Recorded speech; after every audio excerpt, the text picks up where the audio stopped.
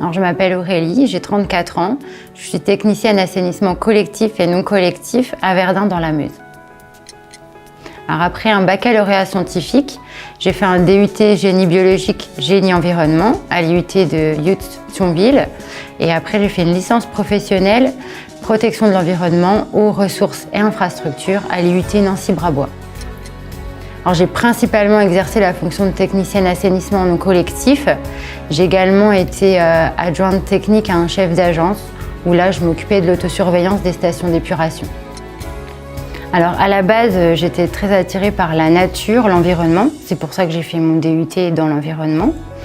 Et ensuite, lors de ce DUT, j'ai découvert les métiers techniques et notamment les métiers de l'eau en faisant des sorties sur des stations d'épuration, stations d'eau potable, et ça m'a confortée dans l'idée de me diriger vers les métiers techniques.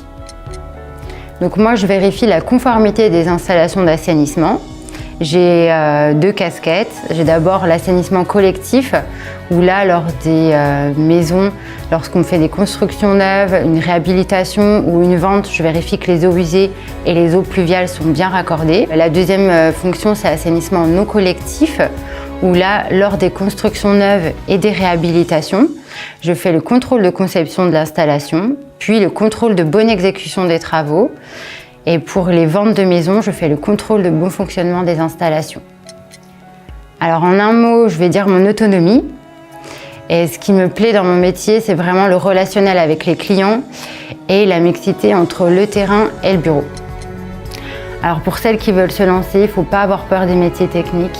On est toujours entouré d'une équipe.